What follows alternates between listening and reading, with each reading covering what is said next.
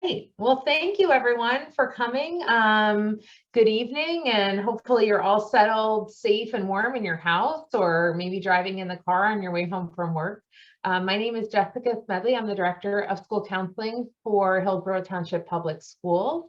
I'm joined here tonight by our official host and presenter, Amy Thompson, who is our college and career counselor at Hillsborough High School. We're happy to have everyone, and welcome to Early College Planning Night. I know that it can be kind of intimidating to start thinking about post-secondary when it likely feels like your children just started high school, but this is an event that Mrs. Thompson started a couple of years ago, really to think about and start with families who gave us, and in response to families giving us feedback about being really overwhelmed when their children became juniors and seniors in high school, and thinking about post-secondary, all of the things we have to think about and really get into the procedural pieces of this puzzle. So tonight we're going to talk more conceptually, things that you can be talking about with your children, things that you can be doing over the course of the next 12 to 24 months, so that hopefully you'll have a little bit less stress as you head into this time. So I am happy to welcome Mrs. Amy Thompson. She has been with us now for 6 years, right? In her 6th year, has spent some time both as a high school counselor, but also several years on the other side of the desk, like we like to say, in college admissions. So she really brings a unique perspective of knowing both sides of college admissions, both sides of post-secondary planning. So we are recording tonight's webinar. So if you have family members, or if your children are not with you and they are unable to view, or your spouse or other family members are not able to view this will be, tonight's entire recording will be recorded and posted on Mrs. Thompson's Google site, which is linked from our main high school website. And so that will be up probably by the end of the week, if not by Friday, certainly by Monday. Some of our events we do on Wednesday, so we're a little bit later in the week, but definitely by Monday, we'll have that posted for you. Also, for those of you who are new to high school families, just to make sure that you understand how our department works in the high school. All of your children, all of our students at the high school are assigned a school counselor. They're also assigned a student assistance counselor. So their school counselor helps with the academic planning. They also do social emotional work. They will be doing the post-secondary planning. So in addition, we're just, believe it or not, we're almost here at the end of the calendar year, and before too long, you will be getting information from me and my office and the high school about planning for next year. So whether that's sophomore or junior year in high school, and what kind of courses to take, that is just around the corner, less than 6 weeks away.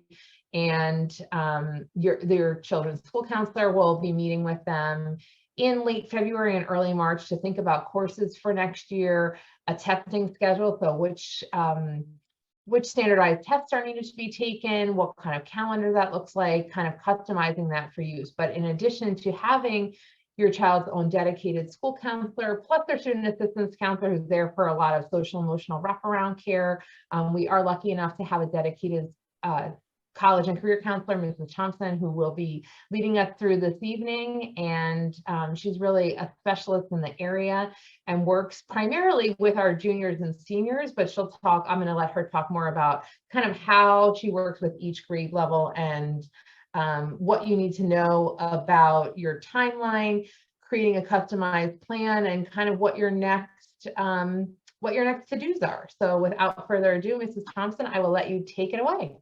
Great, thank you. Hello, everyone. Welcome. As Ms. Medley said, my name is Amy Thompson. As I give a little bit more intro, I am going to launch a couple of polls just so I can get an idea about who's here with us today. So you should be getting one that pops up now. So as Ms. Medley mentioned, it's not my first time at the rodeo.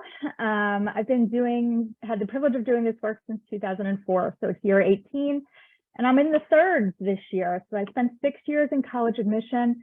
I did work at Rider University. I was the Associate Director of Admission there.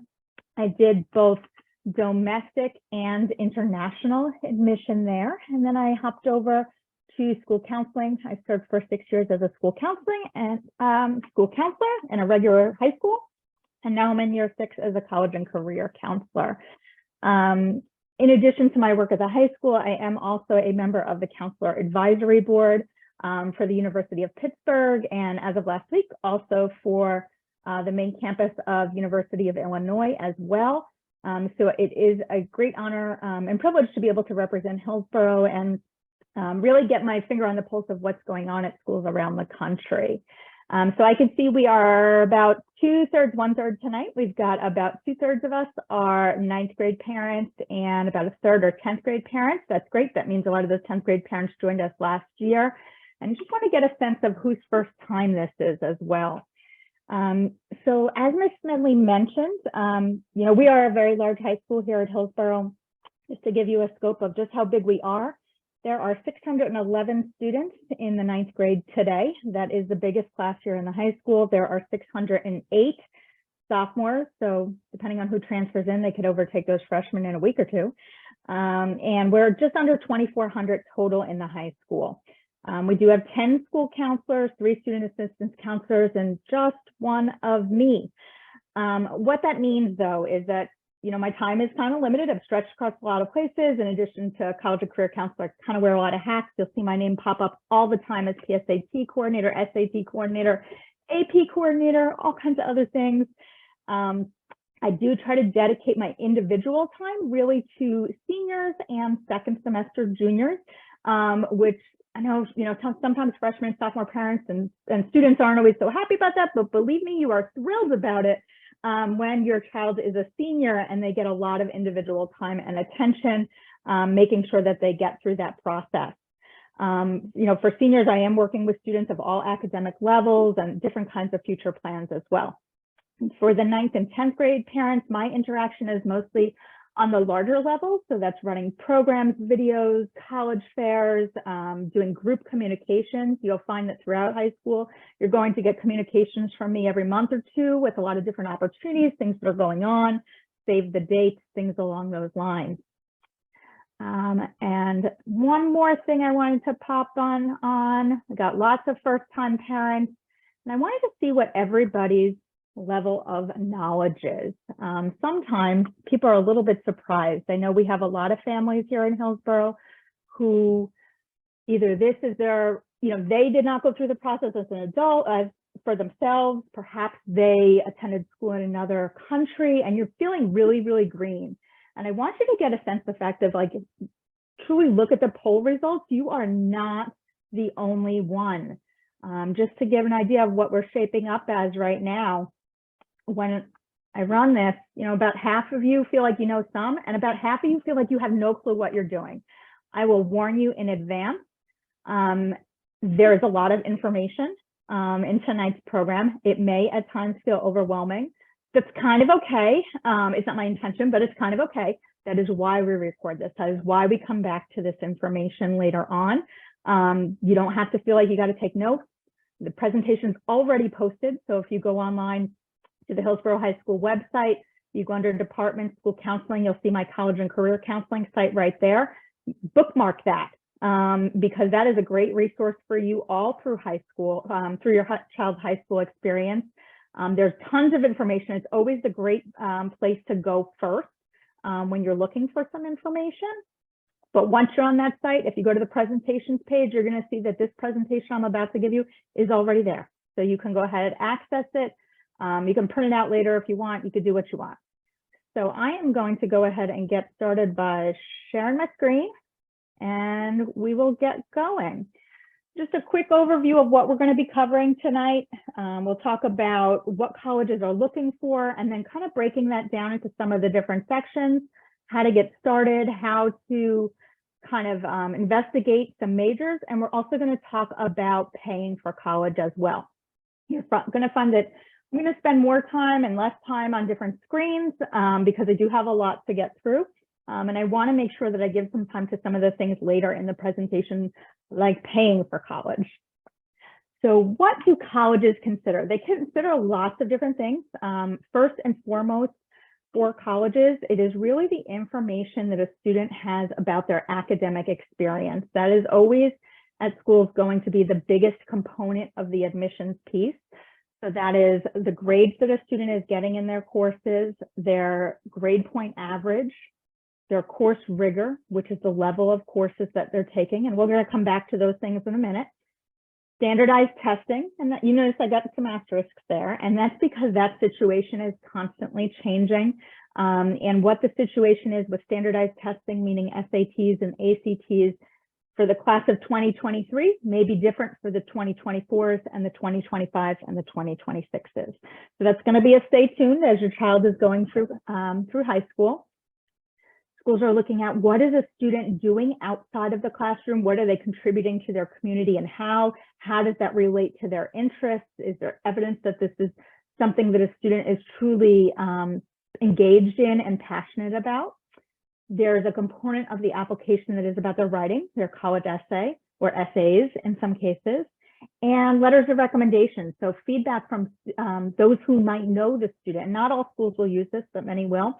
So that could include the student school counselor. Our counselors are always busy writing letters of recommendation. Each of them write about 30 to 40 letters of recommendation. And then typically two teachers that a student has interacted with during their time in the high school. And that's primarily going to be teachers from the later end of their high school. And we're going to kind of reference some of that as we go. Someone asked, is this in order of importance? And kind of, in that I would say that the academic components, primarily at the top two, are really always going to be kind of first, and then the others make up the other pieces of the pie. And how much that is, I'll be honest, it varies really depending upon the school, how big the different pieces are. But by and large, the academic part is always going to be the most important. So what about first year, freshmen? I have, 2/3 of you are parents of freshmen right here. This is kind of where I'm at for freshmen. It's not the time to obsess about specific colleges. It is the time to lay the groundwork. What you notice on the left is you see these bubble kind of things here. What you're seeing there is direct feedback from this year's seniors. I have a very active Instagram at HHS College. And feel free to follow me there, students, parents. It's the same on Facebook as well, and the same on Twitter, but Instagram and Facebook are definitely most active. I'm not so great at the Twitter. And I asked the students, what are things you wish you knew? And this is their direct feedback. So check that stuff out, because I really laughed, because a lot of it's exactly what we've been telling them for 4 years. So it's great. But what you're talking about in freshman year is laying that groundwork. So we want to see a student really settle into high school, settle into those academic classes, and kind of into the social piece of high school as well. Academically, really work on those stronger study habits and time management skills. Those are often a struggle for students as they transition from the middle school into 9th grade. They need to learn what is necessary to get the results desired. And I love that piece of feedback that I saw on the left from a student, where they said they sit down at the end of every marking period and they kind of reflect on how they did in each class. And that's a good time to think about, like, how did I do? What kind of results am I hoping for? And am I getting what I want? And if not, like, what else do I need to do differently to get what I want? Because that second thing on the left there, freshman year grades are important. So when I talked about course grades and GPA being something schools are really looking at, they're looking at the full high school experience. So it's not like it's just a year 11, year 12 thing. It's really grade 9, 10, and 11 primarily that a college is reviewing when they're reviewing a student for admission. So what a student is doing this year, the reality is it's going to make up 1/3 of their final GPA. So it is absolutely where they're laying the foundation. The good news is that we're just at the end of first marking period, so great time to sit down and do that reflection. And so you are 1 marking period into the full year. So you have 3 more marking periods, students, to really get yourself where you want to be for the end of your freshman year. You want to do as well as possible in the courses that you're in, because that is going to potentially open doors for other courses next year, in addition to laying that great baseline for that GPA that is on the student's transcript. I'm going to start working on an academic plan, and we're going to come back to that. Also, students, we'd love to see you get involved in the high school community. So think about some organizations you might want to be in. Take a try at something. If you don't like it, you don't have to continue. And there's nothing to say a student needs to join an organization as a freshman and continue with it all the way through. by joining some different things, you're get an idea about what you want to do a little bit more and where you want to spend your time. And it's okay to then focus just on those activities kind of going forward, but you do have to try out some different things. This is a good year in general to really start to kind of explore careers and majors. You're not tying down to anything at this point. It's a long time away. Brainstorm some college ideas. Always important to start discussing college finances early. Parents, it is important to kind of, be real with your kids about what your financial situation looks like, what you're thinking in terms of finances for college, so that you're really all on the same page as things go. Important to look together at, how much does college really cost? What are we talking about here in terms of investment, so that everybody's on the same page and everybody's got some skin in the game. And also to kind of explore summer opportunities. And we'll come back to that when we talk about extracurriculars. Now for sophomores who've come back, what are we doing this year? So we're looking at what we did last year and thinking about what do we need to continue? How do we need to build upon it? And what do we want to change? So maybe we tried some activities and they're just not us anymore. Like maybe we're over soccer and we decided not to join this year. That's fine, that's okay. Find something else that you're interested in and give it a try. By getting involved in organizations early, students will have the opportunity to build on things like leadership skills as they get further on into their high school career. And those are things that are going to be significant, in terms of impact in a college admission application. And a leadership doesn't necessarily mean sort of, I was elected president of the club because all my friends are in it. There's lots of different kinds of leadership. There's, spearheading fundraising organizations, running sub-teams in robotics, coming up with something that you're doing on your own, maybe spearheading some type of community effort within the Hillsborough community. And so those are kinds of things we look for students to build on as they go through high school. For those of you that are sophomores this year, many of you took the PSAT and MSQT, and those results are coming out next week. You want to continue those discussions. Absolutely go ahead and start adding schools to your following list and score. And if you don't know what that is, I'll come back to it a little bit later. But if you do, go ahead and start getting in there. As we moved past winter break, you really want to explore those summer options. If you're looking at a formal summer program of any type or looking for some type of internship, those really are looking for applications kind of in that January, February, March kind of time frame. In March, we will have return to having our in-person college fair at Hillsborough. I'm excited to bring that back. We have not had one in person since before COVID, so I'm excited to be back. We typically have about around 150 colleges in attendance, and that is a great opportunity to kind of walk around, see what's out there, collect information, meet people, and get some new ideas. Also, freshmen and sophomores, you can definitely start visiting colleges if you want, either on your own or as part of an organized tour. Sophomores, we will be going through a career interest survey with you later this year called U Science. That's available in your score account. We also run every year a college admissions panel where I bring in 5 or 6 different admission representatives from around the country, different kinds of schools, and we ask them questions and we have them answer. So they might talk about, what's the most significant part of your application process? What is it that makes a student stand out? This is something that we do annually. So I want to give you an idea of what are some of the kinds of things that we do to support you as you go through. And these are them: college fairs, college panels. We do run testing. We work with students on career interest inventories. I'm going to spend a little bit less time here, but I want you to have this. I'm not going through it all, but get an idea of what's coming in terms of junior year and what that timeline looks like. We do have another session that's kind of like this one that we do for juniors in January of junior year. In addition to all those other activities, you'll see some times in here where our counselors are meeting with students on a group basis as well, and then moving into individual meetings. For those who might be thinking about that college essay, it's something that's built right into our curriculum. We work on it at the end of junior year in the English class. And then senior year, we work a lot with our students. So we start out kind of in groups. We kick things off right in the first week of senior year. We will not let you fail or fall down when we get there. We hold everybody's hands right across the finish line to the end of senior year. So to give you some idea about where we're at today, we've I believe our students have applied to about 385 colleges so far this year. We've got out several thousand applications. Some of our students have heard back from some schools.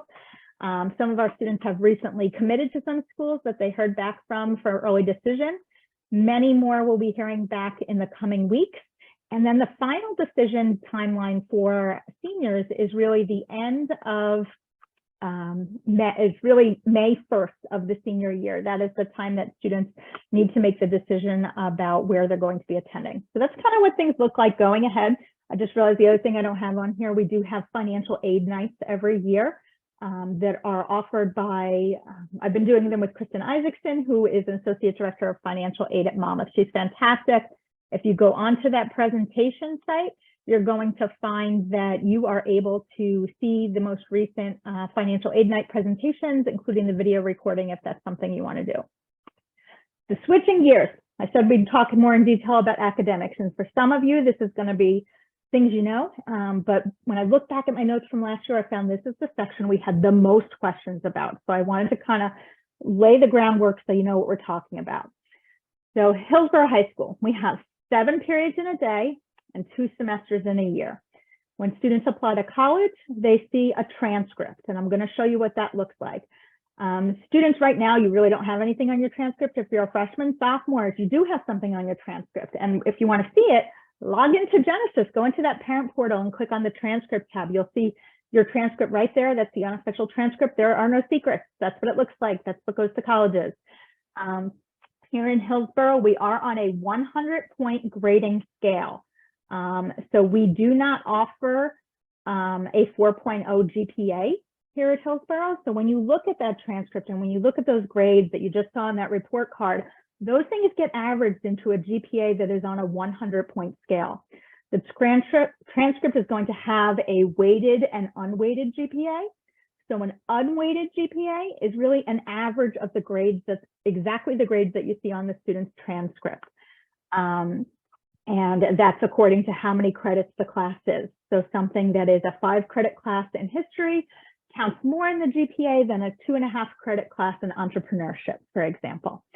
When we look at a weighted GPA, we also add on top of that some course weighting for different levels of courses. So there is, you can see what the weightings are there. There's a college prep, there's kind of a standard level weighting, which is 1. So that's things like gym, non-academic electives, et cetera. Then there is college prep level weighting, there's honors level weighting, and then there's advanced placement and concurrent level weighting. So what that means is that for the majority of students, that weighted GPA is always going to be higher than that unweighted GPA. And we'll kind of go a little bit more into it in a minute. Classes taken outside of Hillsborough High School do not count in the GPA. When students apply to schools, they get something called, the schools each get something called our school profile. They get one from pretty much every school, every high school out there. It's available on a high school website. You can go right underneath school info and go to school profile if you want to see it, but it gives a description of what is offered here. It gives some context about what our classes look like, what our seniors are doing, so that colleges are better able to contextualize a student within their grade. Along those lines, we do not rank. So you will not find out what your rank is because that's not something that is officially recorded or a part of what we release as a part of the admission process or anything else. It's also not on the transcript. To give an idea, a typical senior class lately has been about 580 students. You guys are a little bit larger now as freshmen and sophomores. We'll see that where that is by the time you're in your senior year. Typically, by the time we're rolling into the beginning of senior year, the highest weighted GPA in the class is usually somewhere around 108. So if I look at this year's senior class, the top one is somewhere in the 108 range. The top 15% of the class is somewhere around a 100.5, a 101, something in that range typically. The top 50% of the class is usually somewhere in that 94, 95, 96 range. It varies a little bit by year. It gives you some greater context about where you are. This is just a quick snapshot of what a transcript looks like. So you can see the courses listed, and this is the course title and the level. There's the final grade. So you see no marking period grades are ever on the transcript. It's just the final grade, the number of credits. Then we've got that yearly calculation of weighted GPA and unweighted GPA. And way down here on the bottom right, you'll see that there is the cumulative information. So that is all of the information up to this point. The one that I took a snapshot of here is a transcript that is going off to a college. So when a student gets to the point that they're applying to colleges, this is what it looks like. It shows everything for grades 9, 10, and 11. The GPA that's calculated here is through the end of junior year. And then we see the classes that a student is enrolled in their senior year. So those are in 10th grade. You can go check that out. 9th graders, I'm not sure if it's active yet, but if there is, all you're going to see is the list of classes. So it doesn't tell you a whole lot. Now, what do we require to graduate?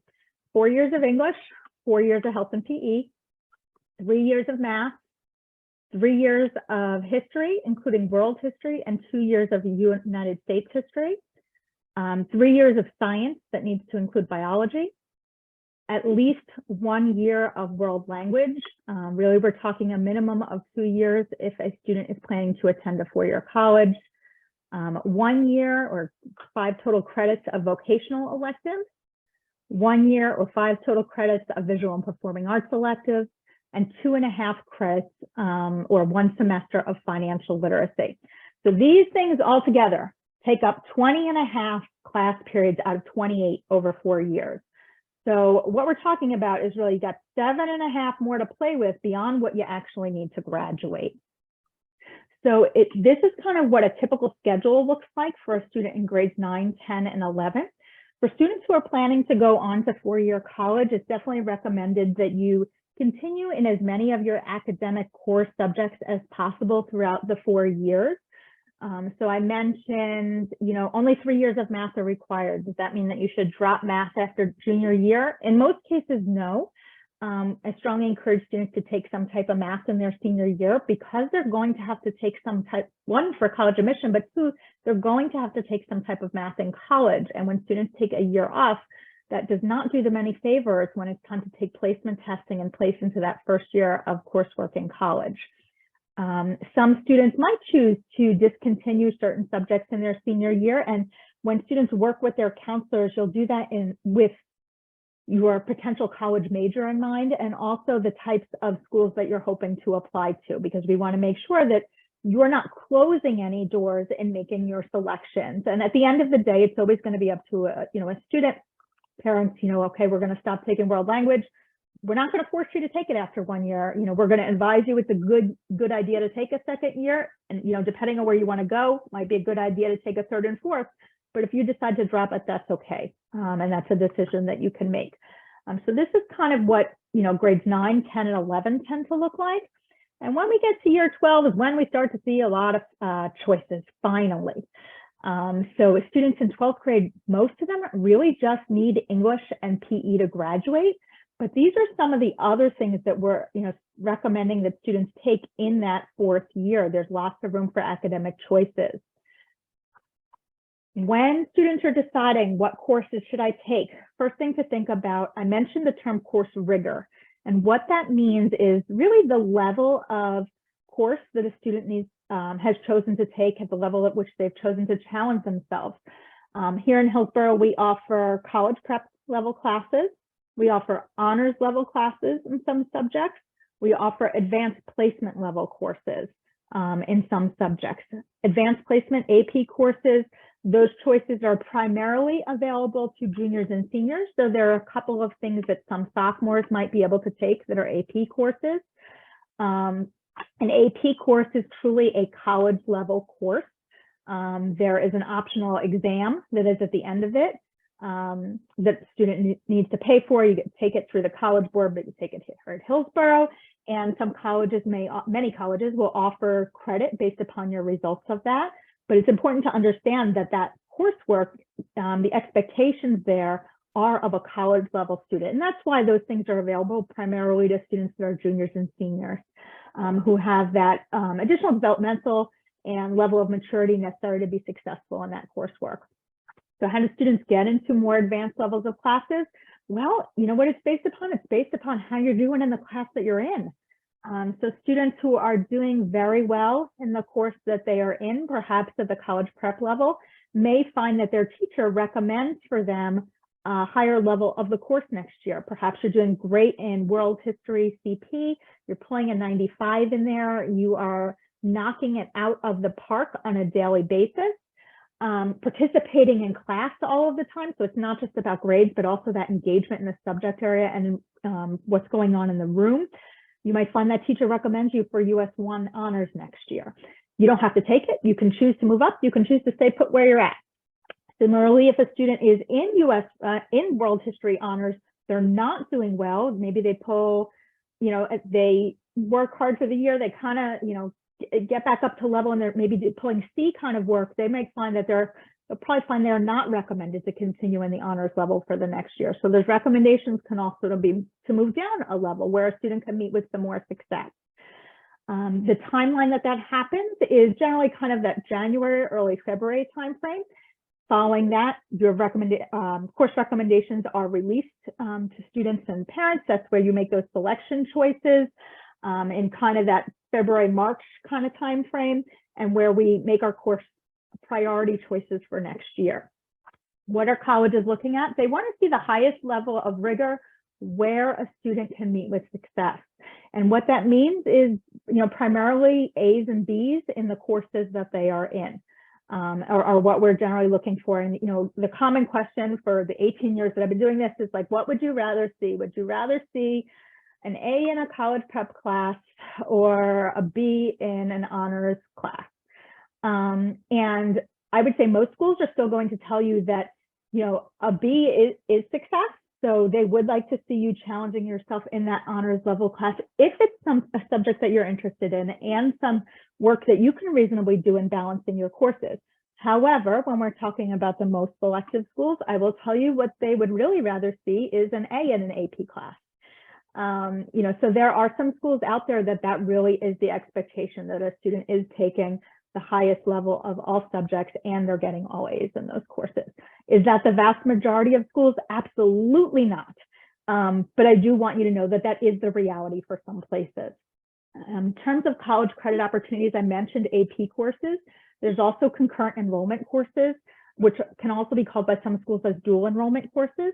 So those are courses that a student is taking here at Hillsborough High School, where they also have paid to get college credit. That agreement is currently with Raritan Valley Community College. So one of the most popular ones right now is our fourth year English course. We do offer a concurrent enrollment version.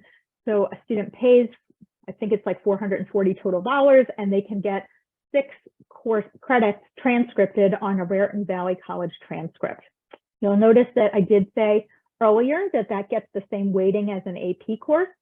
Some of the courses that are concurrent enrollment offerings are actually also AP courses. So like AP psychology can also be taken as concurrent enrollment. I know it's a little bit confusing. And students can choose whether they want to do concurrent enrollment, which is kind of guaranteed college credit, versus taking an AP exam for the chance of college credit. Why they might make those decisions might have to do with their testing ability, but it also might have to do with where they're applying to colleges. It's very early on, but it's something we will talk to students about as they're entering those AP courses. Who is likely to give you credit for different types of courses? There are some schools that will not give concurrent enrollment credit. They won't give you credit for anything that you've taken in a high school facility, not on a college campus. So for students looking at those schools, which tend to be the most selective ones, then their bet is better to take the AP exam. It varies. We do work with students. Those are the types of random questions that I also get a lot of that, are great. Shoot me a quick email questions and I'll give you kind of a quick advice on it. Another option that's out there for students is to take college classes while you're in high school. So one of the more popular ones is the early credits program at RVCC. Students can do that after the summer after their sophomore year. If they're at least a B student, they can take a college course at Raritan Valley. Unless you have done something called option 2, which I'll talk about in a second. For the most part, that's just something you're doing because you wanted to take general psychology at the college level and give it a try. It's something that you can put within your college application as well, even though it's not going to appear on your high school transcript. It shows that you took a challenge of trying to take a college level class. And also, they're often at a little bit of a reduced rate. So that's a great option as well. Some students might have the ability to double up in math in their sophomore year. Really the only time in the math sequence that you can double up is with geometry and algebra 2. For those that are thinking about it, I will warn you that it is a good deal of work. Algebra 2 is really where I see the foundation laid for success in math analysis, or in other words, pre-calculus, and also in calculus. When we kind of look at students who are struggling in those later classes, we do often find it can kind of come right back down to how their performance was in Algebra 2. So it's really, really important if you're looking to do that double up, that you're still getting that absolute foundation in Algebra 2 that's going to be critical to move ahead into more courses. Because if you've doubled up and then you move ahead and then you're really struggling in those later classes, you may have kind of undone any of the good that you did by doubling up. So yes, you made it to calculus, but if now you can't pass calculus, then maybe you would have been better off kind of staying put where you were. Some students may have the opportunity to take 2 sciences in the same year. There are ways to kind of finagle that into curriculum in sophomore year, junior year, and certainly senior year. For sophomore and junior year, sometimes it involves kind of moving some things around. It's not very uncommon for a student to move US History 2 to the senior year so they can double up in a science in junior year. Those things can be possibilities. It does wind up depending upon how many seats are available in courses that year, and also really how the master schedule works and whether dovetailing those courses and the labs works with your other courses. The more specific classes you have, the harder it is to make things work. Unfortunately, that greatly impacts students who are involved in the arts, because those courses tend to only be offered once a day. And so that kind of sticks right there in your schedule and might prevent some other things from working for you. We do recommend that students start to look at a 4-year plan of courses, but it's a very rough plan, because keep in mind, none of us can guarantee what your grades are going to be, what you're recommended for, if courses will all be offered, if everyone will be able to be accommodated, or if it will work with the other courses that you're taking. So you want to be flexible in what those offerings are and get an idea about what some options are and what you could maybe move around. You want to have first choices, second choices, third choices. I did mention something called option 2, which is really, it's a state law, but goes by option 2. Also known as, summer classes, but option 2 can be during the year as well. When we talk about option 2, it's classes outside of Hillsborough. First, I will mention that for the last couple of summers, Hillsborough has offered some summer courses at cost to families. I don't know if that will definitely happen again this year. That is reevaluated each year. I believe that usually comes out in the kind of that March, April timeframe. Sometimes that is math, that is by invitation only. The last couple of summers, we've also offered financial literacy. We've offered public speaking, which counts as a fine arts 2.5 credit elective. That financial literacy can be used as a graduation requirement. Those courses, because they're at Hillsborough, show on the transcript, they count in the GPA when you're taking it when you're already a high school student. The next bullet point, those are courses offered through the option 2 process, which is courses outside of Hillsborough High School. My recommendation here is you definitely want to speak to your counselor for advice here. They tend to have a good idea of, 1, what's a good idea for you, and 2, perhaps what courses have been approved in the past. So there is an application process if you want to take courses outside of Hillsborough and you want those courses to appear on your high school transcript. You might be doing that for enrichment. You might be doing that for advancement. So sometimes students are trying to take something outside of Hillsborough so that they can move on to the next class in the next academic year at Hillsborough. Other times they're just trying to take something to get it out of the way. Honestly, the most popular ones really are financial literacy, career and vocational electives, fine and performing arts electives, things that satisfy those graduation requirements. It's important to know these courses and their grades do show on your transcript, but they do not count in your GPA. The timeline to look at that stuff, it is a good idea to think about it as you're heading into the scheduling process so that you can have those conversations and plan ahead for the following year correctly. You don't want to enroll in any courses until after you are approved. And really kind of the timeline on starting those courses, that coursework is really in June as well. Just a quick example of a 4-year plan. This might be for a student who is very, very interested in the sciences. This is a way that a student who is like a hardcore science student and an advanced student, quite honestly, could kind of wedge in more science coursework. And there are so many different iterations out there of four-year plans, but this is just one view of what a student could do. And so you could see this student has gotten in 1, 2, 3 science courses, and then they've slammed in 3 whole periods of science courses in their senior year. AP Psych, which is the most sciencey of the social sciences, or maybe computer science principles, because maybe they're thinking engineering. They've gotten in a lot. So students can get in a lot by carefully planning ahead. Students could potentially do more if they chose to take some things outside of school. You might notice here, you don't see financial literacy, and that is because AP Economics also fulfills that requirement. So it's a good idea to really familiarize yourself with the program of studies that's out there. The one from last year is located on our website. Just go to Department of School Counseling Program of Studies. You can see what's out there, get an idea of what those prerequisites look like. Things, of course, are subject to change. That's the one for last year, but it can give you an idea and allow you to start planning ahead as well. Kind of talked about that process. Just to let you know as well, we mentioned there's teacher recommendations, and you'll kind of choose and rank order your preferences. Teachers do review those recommendations again in June after exams. So sometimes we will see a student who was not recommended before kind of increase based upon their second half of their year performance.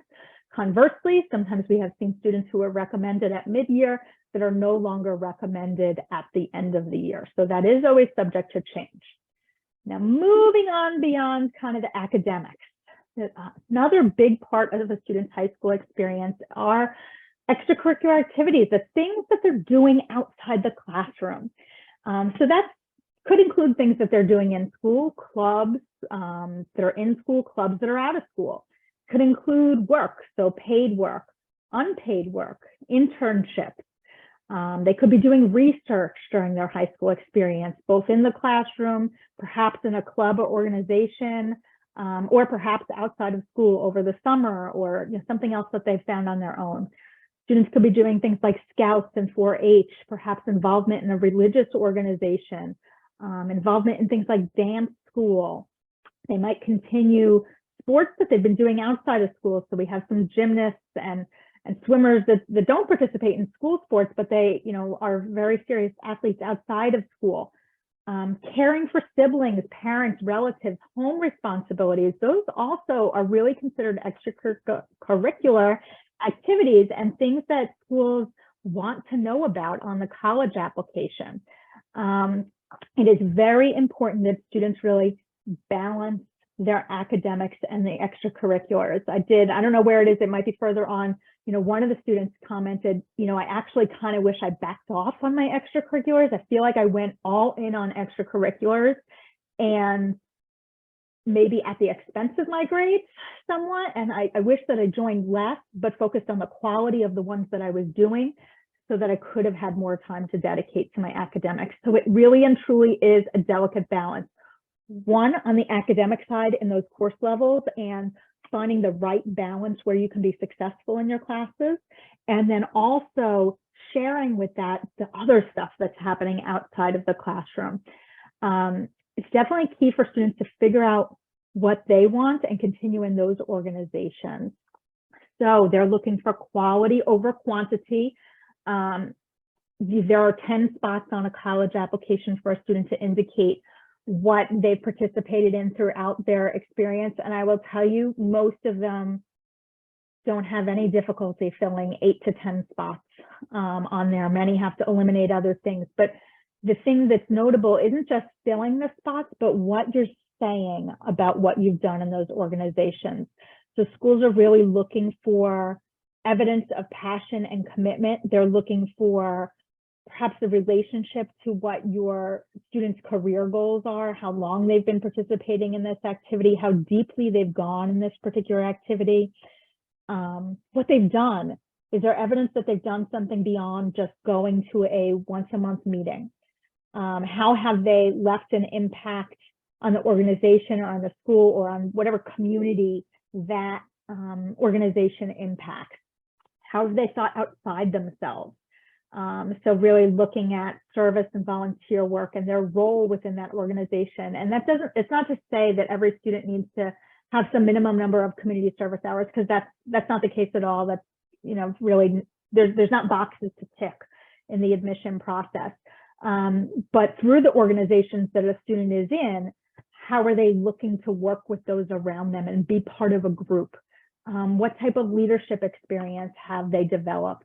For the most selective schools, they are looking for more. So they're looking for that evidence of lasting impact. They might be looking for high-level awards, and also the unusual and the very extraordinary as well. But that is not to say that every student that gets into those selective schools has those things, because I have students who are just great students and great people who are going to fantastic universities, and quite frankly, of all selectivity levels. When we're talking about, what else do you do? What do we do outside the classroom? That includes that time between June 21st and September 6th. So what should a student be doing during that time? One, unplugging a little bit, relaxing, because that is the only time that a student has to let go for a little bit. It is important that a student's summer also includes that, because what I find, especially as a student gets later into high school, going into their senior year, is that they really begin to burn out if they have no downtime, especially in the summers, if they are taking 6 academic classes in gym every year, and they're going on the academics all the time, and they're not giving themselves some of those breaks during the school year or during the summer. They're so burned out by the time they've reached the fall of their senior year. And it is really and truly not anyone's goal for a student to flame out in high school. Our goal is to get through high school, have as good of experience as possible, and move on.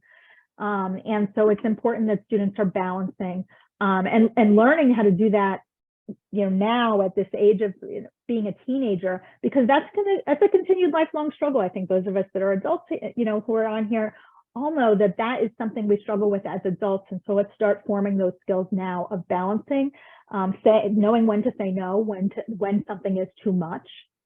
So in terms of the summer, I mentioned earlier, you got to start early with your planning. So what's worthwhile? For many students, it's a combination of things. So one, that relaxation and fun needs to be a component there. But also, what else are we doing beyond sitting on the couch and watching TikToks for 8 hours a day? And look, I like TikTok just as much as the rest of us, but you can't do it for 8 hours a day over the summer. So what are some things to do?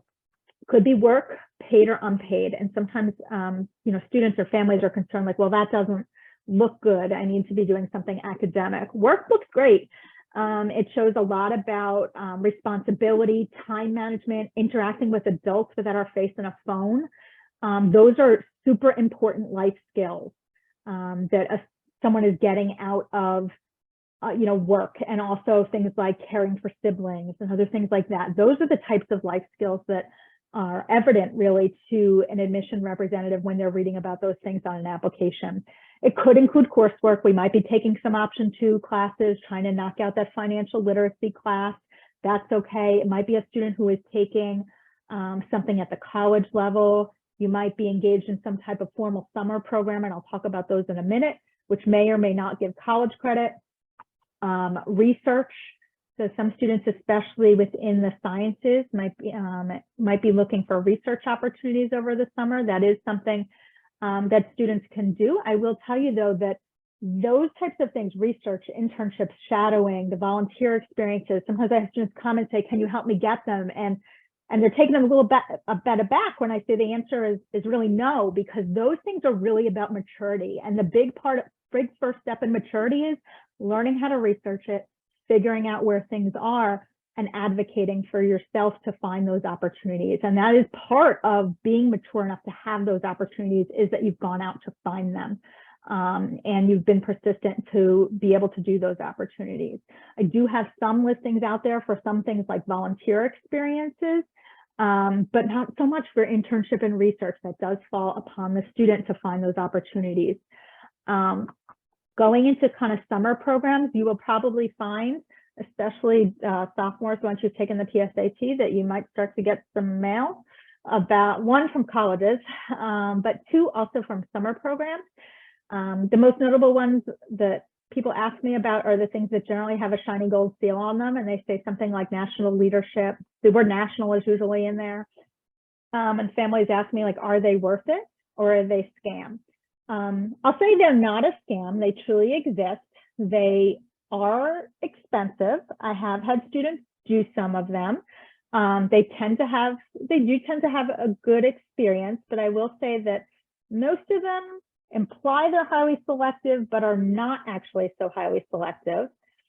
When we're talking about summer experiences, you may find some of them are offered on a college campus. So you might be thinking, if my child goes and does this program that is on the Brown campus, that is going to be an advantage to them in the admission process. And that is not the case in nearly all cases. For the most part, think of those summer programs really as that just happens to be where they're taking part. They have nothing to do with the university at all. They're just paying the university to use their space. So that is not going to advantage a student in the admission process. When we're talking about these structured programs, I would say that to keep in mind the benefit is in the experience that a student is gaining while they're there. Especially for these pay type programs that are out there, just the line on the resume in and of itself is not going to get a kid into college. But perhaps a student goes to a program, and I try to focus when I send programs out on some of the less expensive things. So some more inexpensive alternatives, but like a great one that's been available that a couple of students have done is Lebanon Valley College offers this actuarial science camp. Last time I checked our program of studies, we do not offer actuarial science programs, any actuarial science classes. But I have students who want to go into actuarial science. For those that don't know, it's super mathy. It's about analyzing risk. It tends to be people who are interested in things like insurance. They tend to be kids who do fantastic in math. Well, anyway, sometimes we have kids who are interested in it. They can't really explore that interest at Hillsborough. This summer program is fantastic. They go to Lebanon Valley. It's in Pennsylvania. Lebanon Valley offers an actuarial science major. So the program is run by their professors. They bring in folks from industry, and they hear about what are things to be looking for in actuarial science majors that I might be looking at. What do I do as an actuary? And really kind of looking at that career. And that's a super valuable experience. Is doing that going to get a kid into college? Well, maybe it's helpful because they've shown some interest in the actual field that they're looking at. But they've had a great experience that has told them more about what they want to do. So that holds value for a student. Some other value in summer programs can be for some families that a student is having that away from home experience, so that opportunity to live out of their house, to be around other college or high school age students on a college campus and have some of that experience. So when you're trying to look at kind of like the dollar signs versus what are the benefit, you have to figure out for your family, what are you hoping to get out of it? And based on that, is that dollar amount worth it?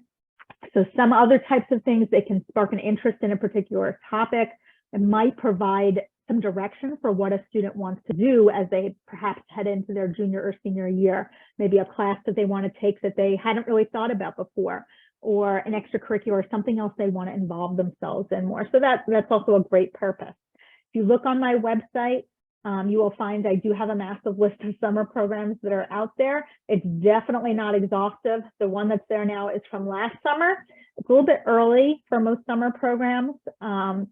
For those who are looking, there are some highly selective summer programs that are out there, some of which are free. Those are very meaningful on college applications. They are very, very selective. And when I say that, I mean kind of like Ivy League selective for summer programs. I do have a listing of some of those on my website as well. So if you go to the HHS website, school counseling, college and career counseling, you're going to come up to my website, click on summer and enrichment programs, and there is a ton there. So if you want to do that, go for it. Lots of opportunities there. Moving on to standardized testing.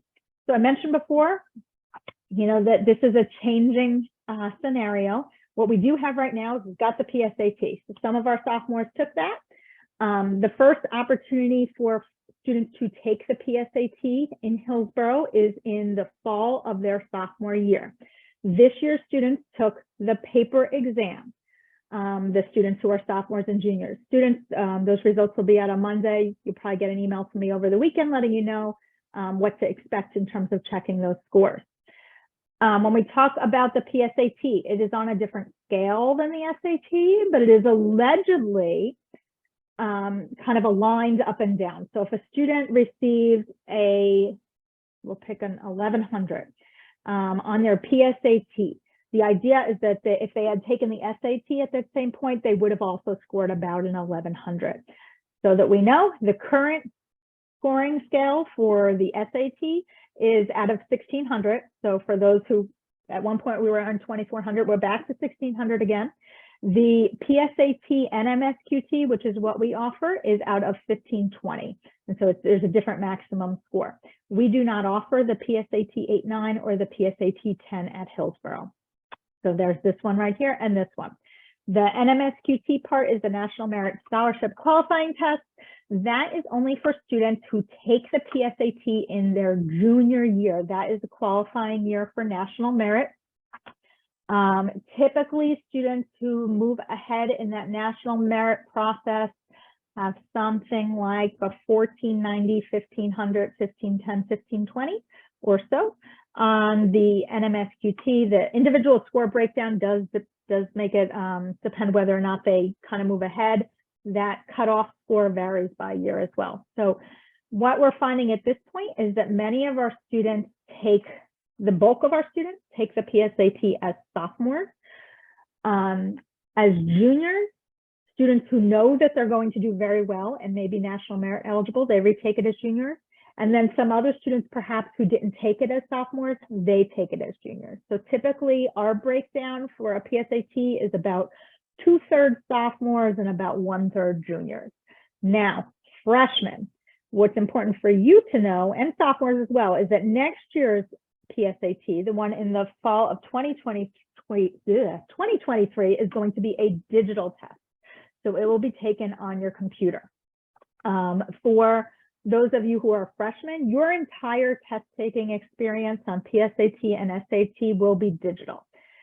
Because beginning in the spring of 2023, so I'm sorry, 2024, the SAT is also going digital. So sophomores, we're going to talk in a second, that's going to be something that you'll need to consider in terms of your timeline for taking the SAT if you have a strong preference between paper or digital. That PSAT exam is only offered once a year. So if sophomores, if you missed it this year, you'll have to wait until next fall to be able to take it. Now, the SAT, I mentioned it's out of 1600, and that digital test is starting in this, actually I should say spring of 2024. I'll have to fix that before I post it. So sophomores, you'll want to think about, when do I want to start taking the SAT? Am I hoping to take all of my SATs as digital? If so, or do I want to give it a try on paper and give it a try on digital? Or do I want to try to finish the whole thing up when it's still on paper? What College Board has said right now is that the test will begin in spring 2024. Now, the best guess as to which date that is, I'm kind of assuming March of 2024 will be the first digital test in the United States, but they have not clearly released that information. That's probably what my working guideline would be now. The SAT is offered each year in August, October, November, December, March, May, and June. I would say right now, the average, some of our students don't take the SAT at all because they have not needed it and they have decided to apply test optional. Some of our students have taken it once. Our students who really want to use their scores in the process tend to test 2 to 3 times on average. We generally don't see many students testing beyond that. When we do not generally see much in the way of gains in their scores. So students will want to plan ahead as to when they want to test. There is still another exam out there, the ACT. We do have a number of students who choose to take the ACT. It's not something we currently offer here at Hillsborough, but students can take it at another school. Same with the SAT. You don't have to take it at Hillsborough. You can take it at another testing site. The ACT is scored differently. Each section is on a scale of 36, and then those scores average to create a composite. So one of the rumors that's always out there is, does a student prefer a school? Do they prefer the SAT? Do they prefer the ACT? They don't have a preference. There is a rough equivalency between the two. Know that there is one school that does require reporting of all scores. That school is named Georgetown. So if a student is looking to start testing earlier in the experience and Georgetown is on their horizon, know that if you go out there and you take the SAT as a sophomore, which I generally do not recommend, by the way, but if you did that and you apply to Georgetown, they're going to want to see those sophomore scores. So keep that in mind. Now, what's going on with test optional? Let me give you some definitions. So test optional means it's an option. Students can choose to send them if they help. They can choose to not send them if they don't help. And that decision is made by college. So a student could say, let's say they had a 1250. They could send that SAT score to University of Delaware, where that school score would be probably helpful to their application. It would fall right within the average, give some other credence to the fact that the student is a good fit there. But they might choose not to send it to Rutgers, where that score would be below the average and would probably hurt an applicant. Some other schools are test blind. That means that even if a student wanted to send scores, they are not going to look at them. So that includes the entire University of California system. They are test blind. Doesn't matter what your scores are. You could have a 1600. They do not care. They do not look at it. You cannot give it to them. There are a few schools that have gone back to test required.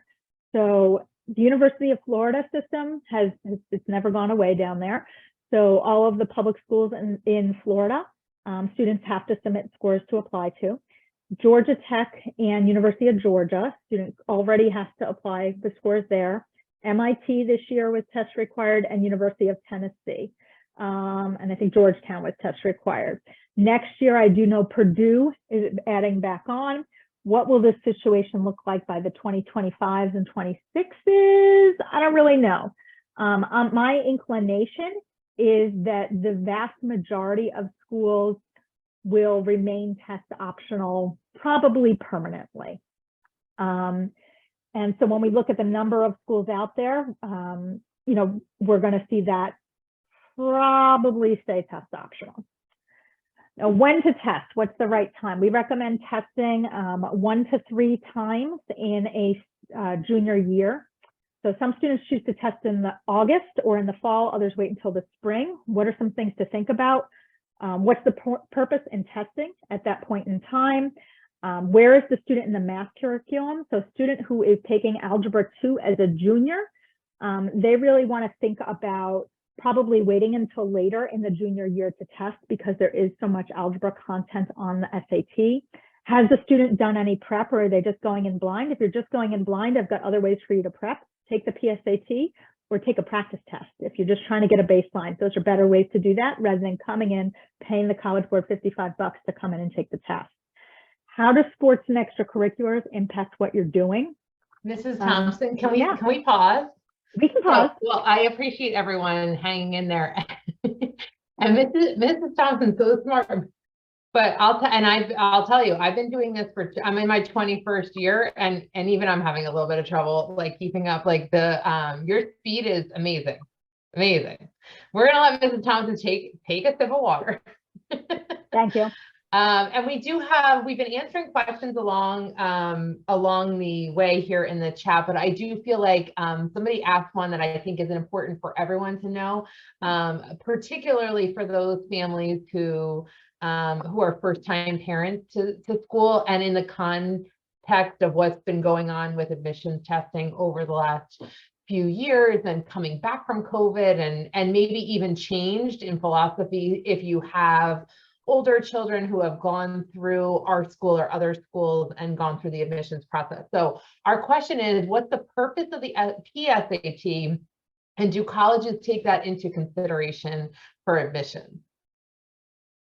Okay, so the purpose for most students, it is a practice test. It is that is the sole purpose for most students that are out there. It is to take a an SAT-like test under testing conditions and see where you are, so that you can figure out, what do I want to do going forward? Do I want to take the SAT? Do I want to invest? Do I want to prep on my own to take the SAT? Do I want to invest in test preparation? And where do I need to focus that effort? I'd say for most people, that's really the focus of that PSAT. The other people would really be those juniors that are the really high-end scorers. The purpose for them is truly that national merit scholarship qualifying test. And that's a small percentage of our students as well. And do colleges look at it? Nope, that PSAT does not go to colleges. So that is something that goes to students and families. We get a copy of it here at the high school. It can be predictive and helpful in constructing a student's college list. But for the vast majority, that's kind of where it ends. I think I would just add, as the person who looks at, planning, and we do look at the information that's on the PSAT, and we meaning our curriculum supervisors.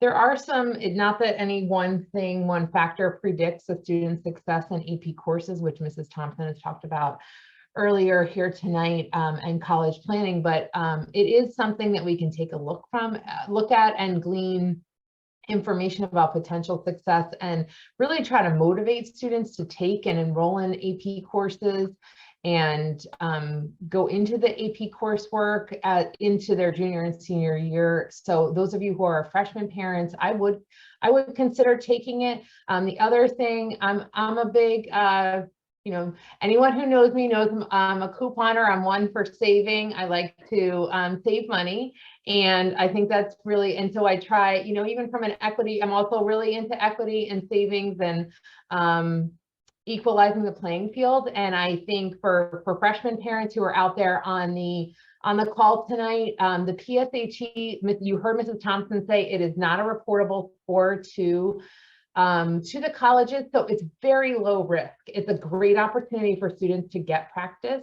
It's a great opportunity for students to see those of our students who have had some accommodations with their classwork. It's a great opportunity to see, is that something you want to, what does it feel like to get extended time on a PSAT? Are you really looking for that? Do you want to try a test before you try a much longer test? Because a 4-hour test versus a 6.5 or 7-hour test is something significant. And also for those of you who are looking into and likely have received or will be receiving or certainly see on social media opportunities for test preparation companies, before you invest upwards of $1,000 in any kind of preparation for the SAT, the absolute best information that you can get about where your child is in readiness to take an SAT is the PSAT. You get an offering of what they got right, what they got wrong, what those skills are. So if you're a family who's looking to get focused tutoring or focused test preparation, your PSAT is a great way to do that. Excellent. All right, and I see, I'm going to let you guys jump on some of these things about courses, because honestly, they know that stuff way better than I do. So in addition to Ms. Smedley, we have another counselor, Ms. Koval, is helping out with our questions tonight too. So they're doing a fantastic job, and I really appreciate it. I mentioned AP coursework before in the AP exam, so we talked about that in regards to scheduling. Know that I mentioned there's a test at the end of that AP course that a student can choose to take for college credit. Some colleges, but definitely not all, will also consider those AP exam scores in the admission process. Generally, it is the more competitive schools that are looking at it. Many of the large public schools do not include that in their admission process. This is important to know because I'm kind of seeing a little bit of a trend where I'm starting to see more students who are trying to take an AP or choosing to take an AP exam without taking the course. And they're hopeful that that is going to greatly aid them in the admission process. I want to let you know that what I'm really hearing from colleges on a consistent basis is what they want to see is they would really like to see the student enrolled in the course when that is possible. That is more important to them than a student just taking the exam and not taking the class. So they really would like to see both if it's a course that we offer and you're able to fit in your schedule. So that's something to really think about as students are doing that planning as they go. So now, how do we get started really in looking at schools? And I would say the first thing is don't look at schools. Don't look at colleges. Before you get pinned down into thinking, I want to go to this place or that place, talk as a family. Encourage your students to do reflection about what they're looking for in a school. Because there are thousands and thousands of schools out there, and there are lots of differences between them. And a student who is going to be happy and fulfilled and have a great experience at Rutgers is a different student than the student who is looking for a small college experience like something at Muhlenberg in suburban Pennsylvania. So it's important to start looking at the student really. And I've got some worksheets that are linked here and that are available, when I post this up. But for students to start thinking about what qualities they're looking for in a school, what values they hold that they really want to see represented in those colleges, what they know about things, what they want. And it's really important, I tell students and families all the time, like, stay in your lane. Be solid in what you want and make that the focus of what you're doing as you are, going through high school, but then as you're going through the college search process. Try to really tune out some of the stuff that's on the side, what everybody else is doing, because what everybody else is doing may not be right for you. So, kind of run your race, not theirs.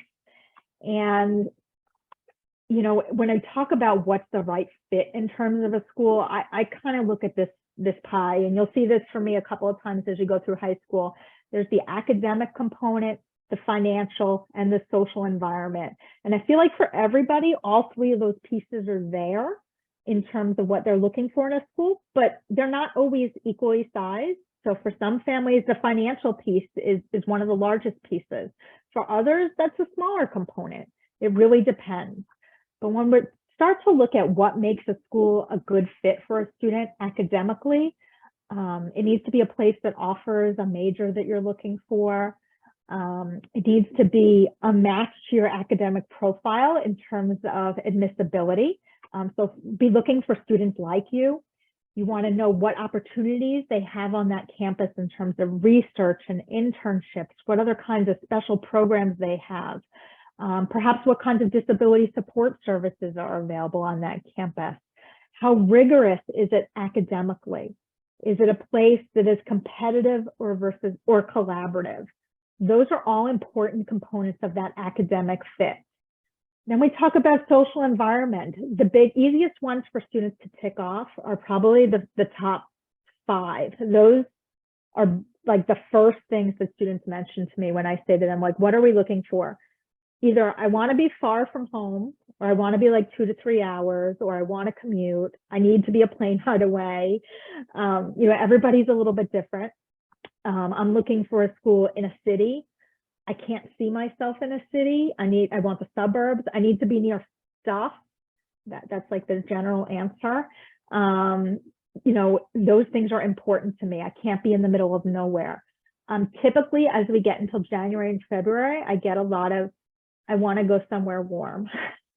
And so students want to kind of go south as we get to the middle of the year. The size of the school. So today I met with a senior who was kind of struggling to fill out the rest of her list. And she said, I feel like a lot of the schools I look at aren't that differently sized from Hillsborough, and I want something that's bigger than here. And when we talk about bigger than here, there's degrees of bigger, right? Or is it a student that's looking for 6,000 or 8,000 students, 15,000 students, or 30,000 students? And what does that look like? Diversity is very important for a lot of our students. And some of these things here, a lot of the best way to get a sense of what that place looks like in terms of social and environment is by visiting the campus. And so that's super important part of the college research process. Then we talk about financial fit. So the cost of attendance of a school, whether or not you can commute, or do they have scholarships available? Is it worth it And those things are different for every family. I am going to talk more about financial aid towards the end of our presentation, so I'm going to leave some of the rest of that to there. But these are all considerations as a student builds their list. So what can you use?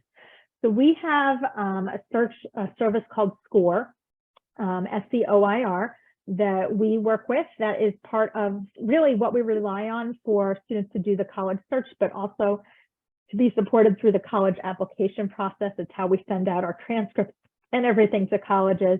But sophomores, you already have an active accountant score. Parents, you can have an active accountant score as well. Your student can invite you. Freshmen, we have accounts ready for you. I have not yet activated them, but I can, with this presentation, I can activate those for you after. When you first log in, you'll find that there's a Find Your College Match quiz that can give you some ideas about some different schools by going over some of those basic factors that we talked about. And that can be redone as many times as you want as you go through school. These are some other resources students might use. One that, for those that are sophomores that kind of have a GPA already, you might find this really helpful. Each year I put together a presentation about the most recent class year, where they were admitted by GPA, where they were denied by GPA, where they were waitlisted by GPA. So it's kind of in bands. So for instance, you'll see like a 90 for students with a weighted GPA between 92 and 96. By the end of their junior year, this is some of the places they were accepted. This is some of the places where they were denied, some of the places they're going. I find that's really helpful as students and families are trying to figure out like, where am I? Like what's realistic for me based upon how I'm performing in class. There are some other ways to do that in SCORE using things like scattergrams, but those are a little too early for us as freshmen and sophomores because we don't have test scores.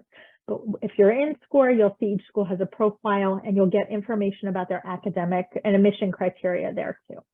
And there are college searches in all of these different places. Just to give an idea about what the stats look like these days for some of our most popular schools.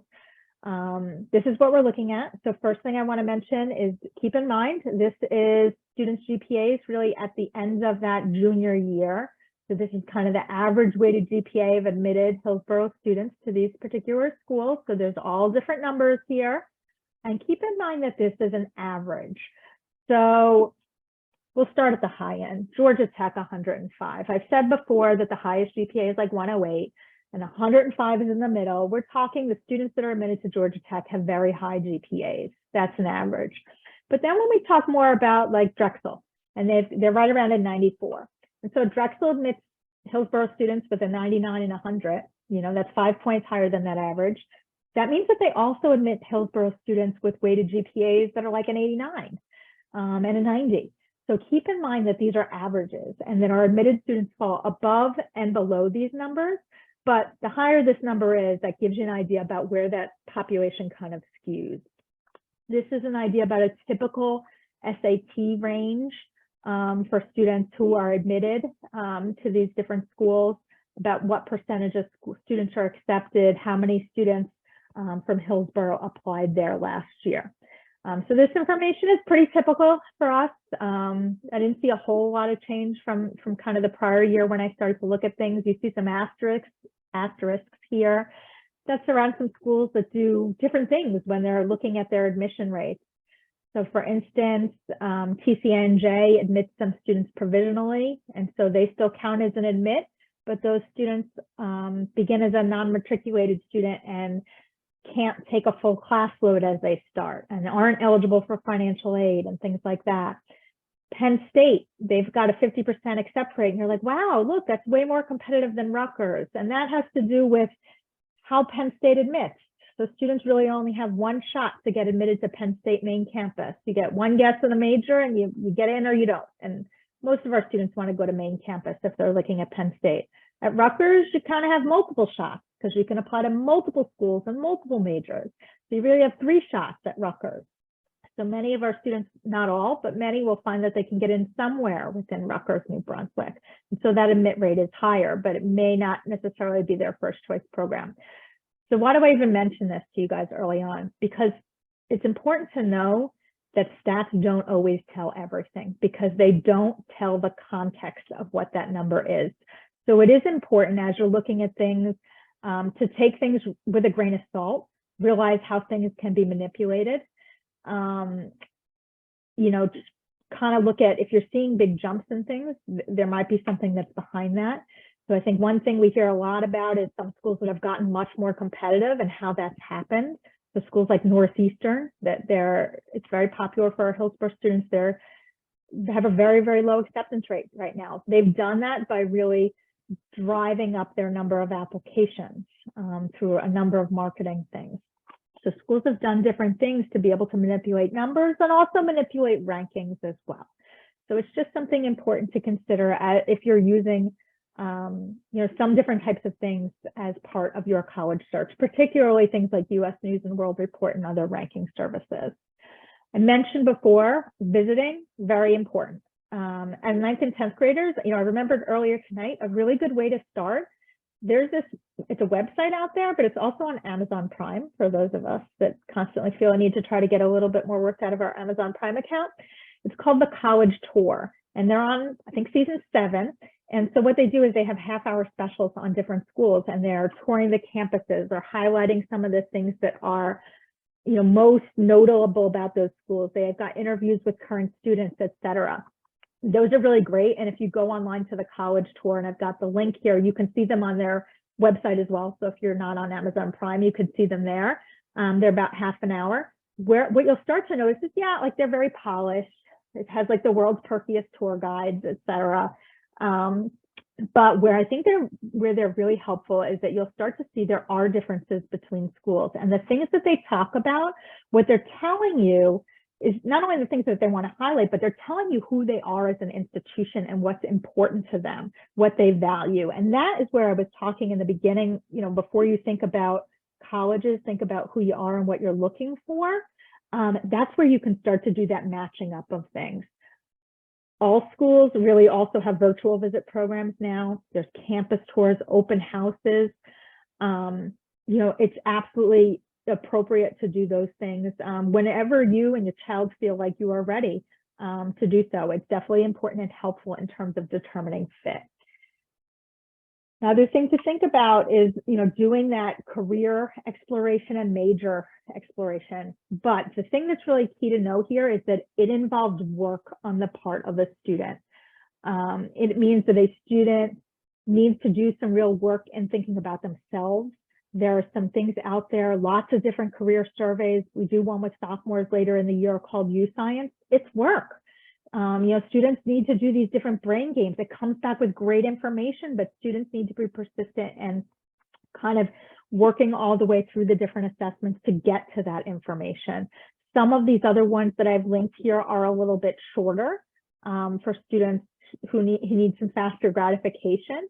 But again, it does involve work on a student. You can't come to me, I can't say to you, you know what, I think you'd make a perfect pharmacist, because I don't know you. If you come to me and you say, hey, I really like the sciences and I like the humanities, I might say, okay, you might want to think about a public health major. You might want to think about hospital administration. I can come up with some ideas, but you kind of need to know where you want to be a little bit first. And these are some ways to start to figure that out in terms of some careers that are interesting. Those experiences can also help a student get there. When you see someone with a cool job, look up how they got there. What did their path look like? What did they major in? You know what? It might surprise you to find that it's nothing at all related to what they're doing. But what was their path? How did they get there? And then we've got some resources for major exploration as well. So that kind of ends that U-Science exploration that sophomores will do. It'll tie into majors, but then here are some other ways to kind of look at majors that are out there. So I think it's really important to think about what you can do with different majors. And I think one of the misconceptions is that there's always a one-to-one relationship between major and career, and that's not necessarily the case. The answer is typically that with most majors, you can do lots of different things with it. So this is a good way to explore what some of those lots of different things are that you can do with a major. There's also not always a one-to-one correlation between undergraduate and graduate studies. So many of our students think that they want to go on to medical school. Biology is often not the best answer. that is out there. It is the most popular answer in terms of an undergrad major, but medical schools are really looking for a variety in who they admit. So a student may stand out more in the medical school admission process by having some other type of major. And newsflash, it doesn't even have to be a science major. If a student is taking the prerequisite courses for medical school, they could major in literature, they can major in art. Those things are all valued. And when students look at the medical school profiles, they'll see that students come from all different kinds of backgrounds into those programs. So there's not always a direct relationship there. Employers are really looking for basic skills that can be, found in a variety of majors out there. There's not an undergrad major that is pre-med or pre-law in general. So when you want to think about what you want to major in, pre-med and pre-law are programs that you kind of do on the side. In general, the only ones that I feel like it's really necessary, well, first of all, it's important to know that typically a quarter to a third of students that enter most schools are entering as undecided. So there's lots of undecided people out there. The average college student is changing their major 2 to 3 times. So while we might look around and think that everyone around us knows what they want to do, that may not actually be the case. And I'd encourage you to have some interesting conversations at home for those parents that did go through higher education about where you started and where you finished in terms of major and in terms of career. And I think students might be surprised to find the path that you all took. So those are some good conversations to have at home. There are a few things in particular, though, that I feel like it's important to try to start in if you can, and that's nursing, engineering, and architecture. Those are some programs that are highly specialized. Their programs are highly structured, and often there is not a way to, in many schools, there may not be a way to transfer into them, especially nursing, once a student is already there. Or if they can transfer in, they might find that they have to take an extra semester or an extra year. So it's often easier, might be harder to get in, but better to start in those programs and come out rather than to try to get into them later. Got some information about growth rate jobs that are out there. Many of them, not surprisingly, are STEM, but especially health occupation related as well. There's a lot of resources out there, and that's something good for students to think about as well. Now, I promised we would get to financial aid and money and how much this all costs. So I'm sorry in advance as we talk about this. So let's talk about what it costs today for students that are graduating this year. Raritan Valley tuition and fees will set families back about $6,600 a year. So that is just the academic component. An in-state New Jersey public school is going to have tuition between $15,000 and $18,000 a year. Again, this is just the tuition and fees part. This isn't the living there part. An out-of-state public is up another level. That's a bigger range, honestly. There are some that are much more comparable to the rates of New Jersey schools. So they might have a tuition figure more around $20,000. There are some that are not so comparable. So they're significantly more expensive than staying in state. And they might be about $45,000 in terms of tuition. In private schools, those range from $25,000 to $60,000 there. When we're talking about room and board, that ranges from $11,000 to $20,000 a year. It tends to be cheapest in certain areas of the South, cheapest in more rural areas, highest in places like NYU, where the rent is really high in Manhattan. When we talk about the price of a school, most schools will be quoting something, and it's available for you, the cost of attendance. And that's basically the all-in number. That's tuition, fees, room and board, commuting costs, books, transportation to campus, health insurance, things like that. To give you an idea about where those numbers are right now, Rutgers cost of attendance runs about $36,000 or so. I see cost of attendance is up into the $80,000. I tend to encourage students to kind of figure out what they're going to look at when they look at the cost and make sure you know what you're looking at. So are you looking at the cost of attendance, which includes some of those commuting costs, books, transportation, flights, things like that? Or are you looking at just the direct costs? the bill from the school. That's the tuition, the fees, the room, and the board. Just to give you an idea about what, and I've kind of given you just direct costs here, so you're comparing apples to apples. So this gives you an idea about kind of what that range of prices really looks like right now. So we've got, you know, kind of that community college, some in-state public, so you can see the difference in cost between living at home versus living on campus. Publics. Now we get into the out-of-state. West Virginia is really not all that different from some of them here. 38.2. Some of the Pennsylvania state schools not in Penn State. So things like East Stroudsburg, Westchester, Kutztown, Bloomsburg, they're pretty reasonable in the upper 30s and around 40,000. The State University of New York schools, and some of you may have seen, you know, the promos from them recently. They're doing some matching of Rutgers tuition for some of the SUNY campuses, so they can be a great option for families to look at. You see here, we move into the kind of Ohio State, University of Maryland, Penn State's in this range, University of Vermont is in this range as well. So they're in that 50,000 plus marker. And then we generally move into the privates, and there's a wide variety as we come into play there.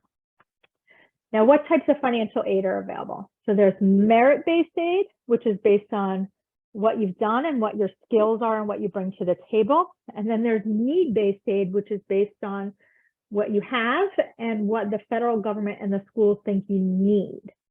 So let's talk about the merit-based aid first. So that tends to be known as scholarship for most. That might be based upon your GPA and your academic coursework, might be based upon test scores, leadership, activities, community service, things like being an athlete and being in Division I sports. All of those things may be in a school's scholarship admission criteria. Students tend to receive merit scholarships at schools where they're a strong applicant. So the higher a student is compared to the average student at that school, the more money the school is likely to give them. In general, when a student is a reach, which is to say their school's average criteria is well above where the student is, and they kind of like, I hate to say it, like maybe like eked in a little bit, they're less likely to get money to a school. In general, the most generous in terms of dollar signs is going to come from private universities because that's coming out of their money. At some private universities, nearly everybody gets money. I have, you know, many students who are getting, nearly all of our students are getting merit scholarships from Seton Hall, from Fairleigh Dickinson, from Rider University, other schools. So you might have looked at those price tags and been like, I don't know, paying $53,000 for Rider or Seton Hall or Monmouth. Most of our students are not paying $53,000. We just had an instant decision day with Rider a couple of weeks ago, and I think every one of our students got a scholarship, and they were all between like $20,000 and $23,000 for a student to go there. So that's already bringing that down to kind of that 30, 35 number that's comparable with a Rutgers, a TCNJ, a Rowan. So that's how some of those places become possible. When we talk out-of-state public schools, some of them give money. Some are generous. Ohio State is very generous with our students. I see many of our students get money, a fair number of our students get some money from Purdue and a couple of other places. Most, though, are not very generous. And that is because at public universities, first obligation is to the residents of their state. So they concentrate their money towards students in their state and their resources there. And also public universities tend to have fewer resources in terms of financial aid to students. So it's important when a student is constructing their list and thinking about where they want to go that they kind of understand these basic principles. If you're kind of trying to chase scholarship dollars, University of Maryland and Penn State are not the place to do it. And there are some schools that are more or less generous. It's also important to know that many of the most selective schools do not award merit aid at all. All of their aid is based upon need-based aid. Now, that being said, different schools consider need to be different things. Some schools will consider a family making $150,000 to have need. Other schools, that will not be considered to have need, and they will not be looking at getting any type of real need-based assistance from the school. In terms of when do you apply for need-based financial aid, it's in the senior year. So it starts in October of the senior year. There are applications. A student would at that time receive offers after they're admitted to schools for financial aid that might include this merit-based aid and also need-based aid. I will say that in terms of those sources of the aid for the need-based aid, there's the federal aid. I'll be honest, and that the vast majority of our Hillsborough families, so if you would consider yourself middle of the road Hillsborough or above, from the federal government, you're probably just going to come out with $5,500 in loans. From the state, you're not going to come out with anything if that's where you consider yourself. If you would say, you know, maybe we're a little bit kind of on the lower end in terms of Hillsborough, then you might find that there are other sources of federal aid that are on your financial aid package. And you might find that there's sources of state aid on your package. But those who are kind of in that middle, upper type of area, you're really, for the most part, relying on merit-based aid from schools. There's also institutional aid, which is money that comes from the schools themselves. And so that's where most schools, families need to focus. Again, for many of our families, that's really on the merit side of the house. Though some schools may also give some money on that need side of the house. And as I said, the definition of need is a little bit different as we go from school to school. Then we've got outside aid. That's aid that you find on your own. I will say for for most students that are out there, the largest source of scholarship is from the colleges themselves and making smart choices about where you to apply in terms of the price points and also the merit scholarship availability. Because I'll tell you, it's way easier to get a Buckeye scholarship from Ohio State University that I don't know how much it is a year, $10,000 a year, $15,000 a year. It is hard to find outside scholarships that are going to total anywhere near up to that point. And when you're talking about outside scholarships, you're one applicant out of many, and they may only be giving one scholarship. When you're talking about school scholarships like Ohio State, for instance, they've got criteria. If you meet them, all of the people that meet those criteria get that same scholarship offer. So it's a guarantee based on work you've already done. And so that is another reason why that is really the best place to chase those scholarship dollars. But when we talk about outside scholarships, really the timeline for that, the vast majority of those are in the senior year.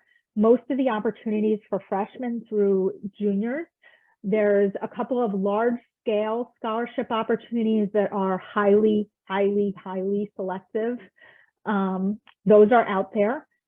For some families, most of the opportunities you'll find will be either maybe contest driven, so essay contests, other video contests, other things like that, and those might give scholarship dollars, or they're kind of lottery style, like the College Board Opportunity Scholarships. You've done some things on the College Board site and you get entered into the drawing for a College Board scholarship. So those might be available to freshmen through juniors.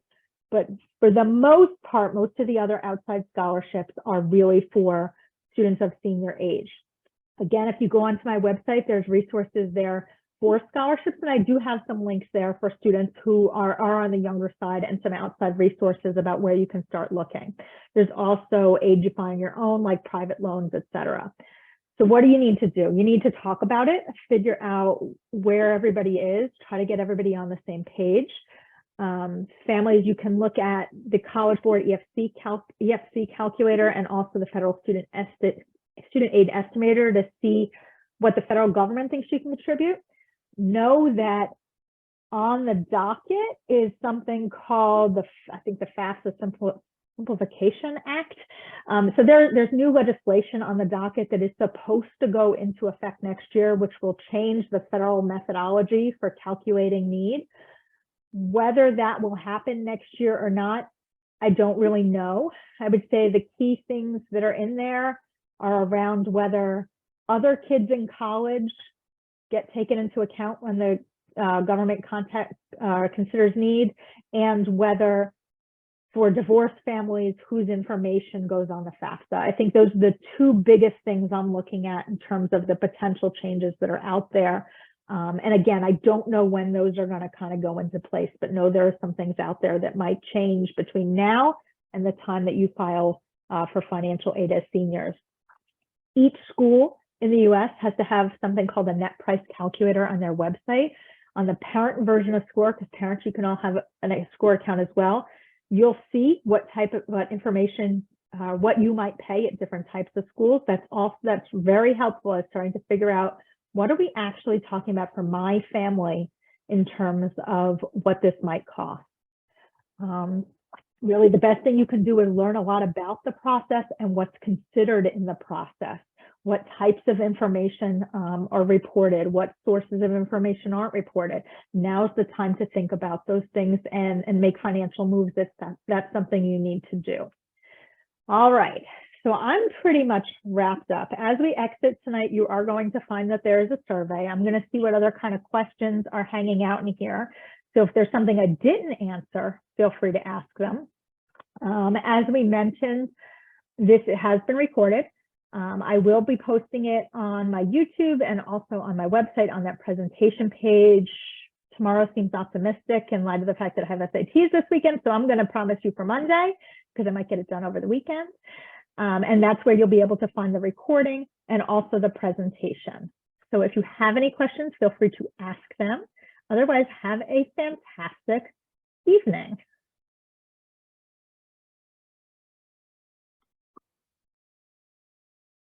Thank you so much, Mrs. Thompson.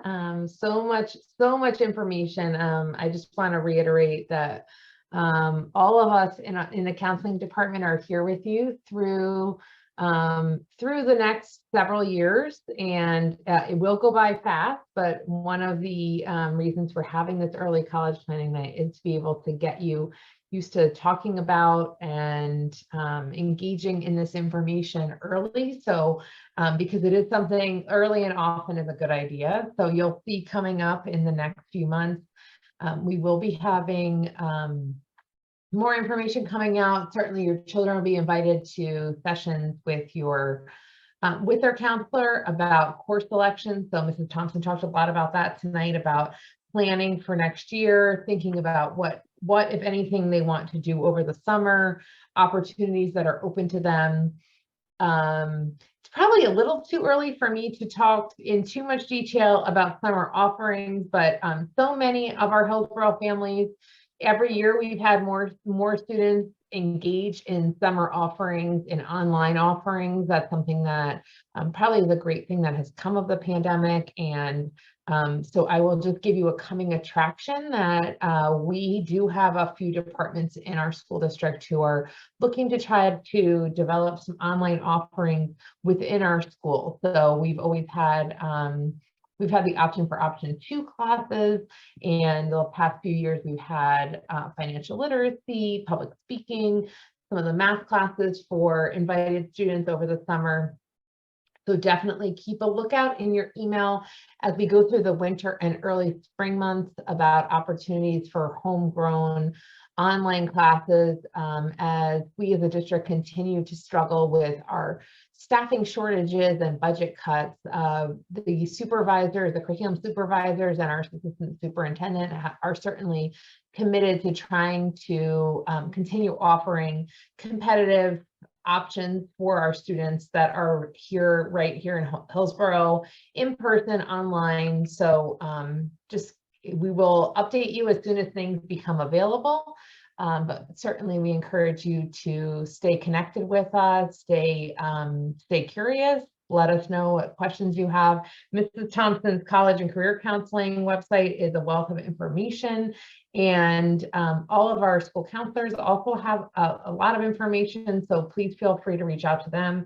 If you certainly can also reach out to me directly. I work for the whole district, but I'm housed in the high school, so I spend a lot of time and a lot of energy in the high school. So I'm happy to help out with anything that anyone needs. And it looks like I think all of our questions are answered. So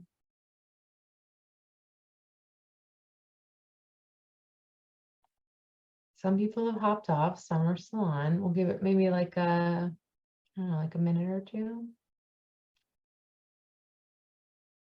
Ernie's over it. It is candle night, at Bath and Body Works, if anyone wants to know. The early shopping, I did mention I was a coupon lover before, and the Bath and Body Works once a year candle sale started at 8 p.m. if anyone's interested in that.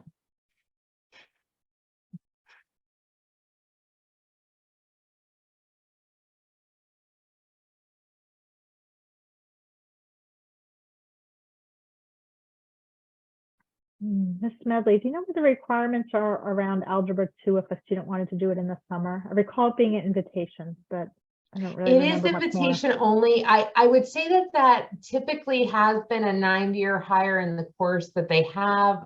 There's also been some looking at benchmarks. So now that we have the Linked data and also Start Strong, I would say that's a little bit TBD for this coming spring. I think that slash summer and for next year. So stay tuned for more information about that. We'll certainly push it out. I think there is some philosophical discussions about whether or not we move from only being able to offer that to students over the summer, because it's so condensed that it's a lot to take Algebra 2 in such a short period of time. And might we be, there definitely is some conversation about maybe it would be better to offer the opportunity for students who want to double in the sciences to be able to do that with a geometry and Algebra 2. But it is a combination of factors related to state testing, benchmarks, which are like marking period,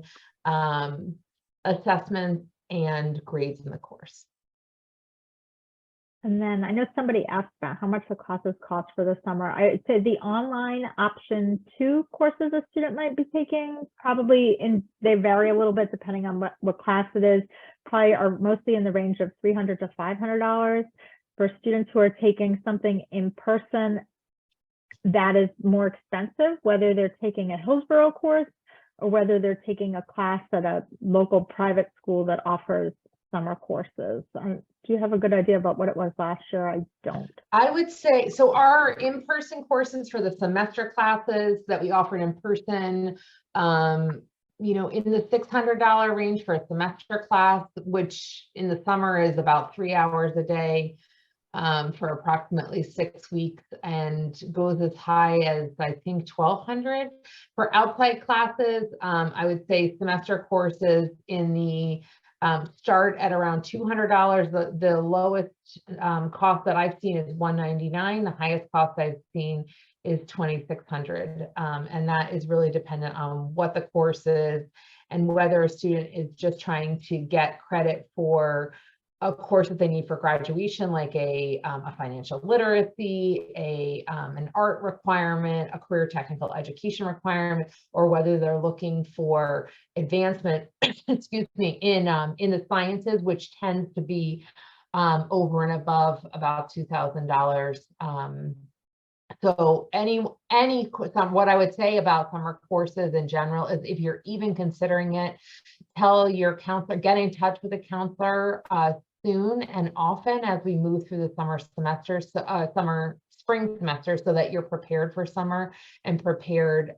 We certainly, one of the things we try to control most, and certainly one of my own personal agendas, is making sure that you as families do not waste money on courses that will not get you to the goals that you and your children have. So if what you're looking at, we want to be involved as early as possible, both at the counselor level, and that's your person to be in touch with.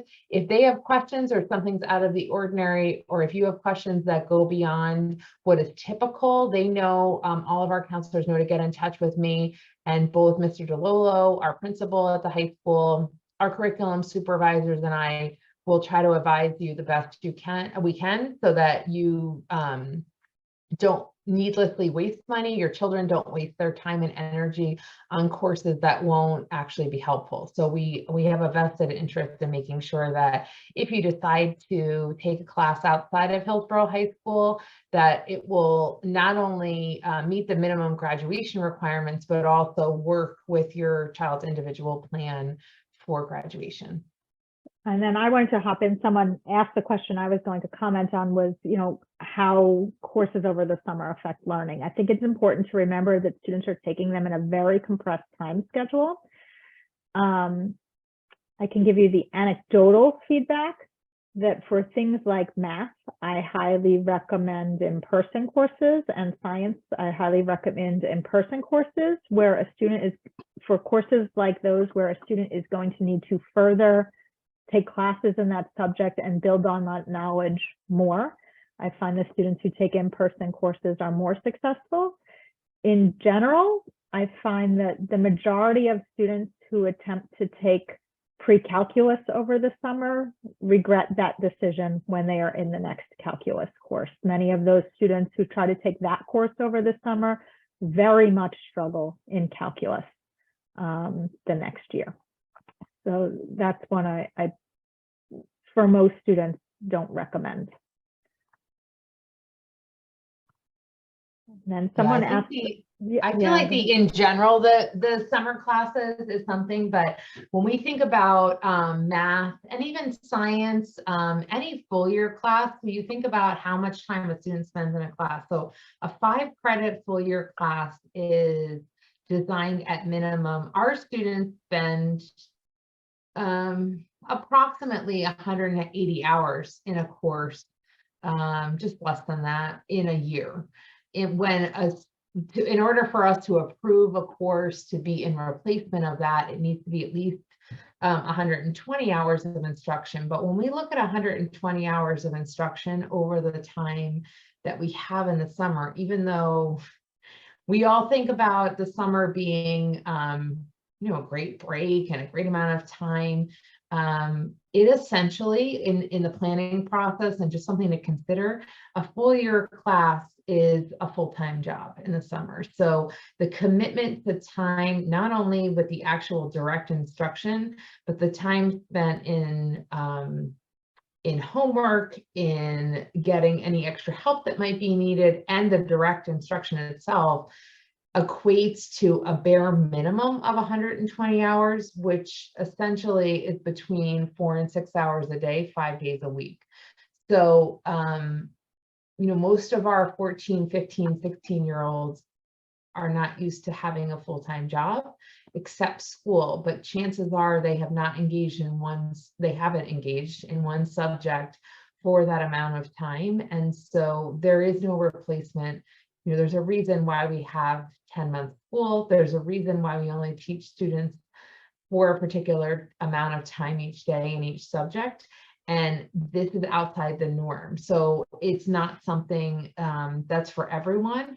And to be completely frank, not everyone who engages in it, you can ask and you can pay, but I will tell you the return on investment is not there for everyone. And that's why, that is the specific reason why it's really important to talk to your child's counselor.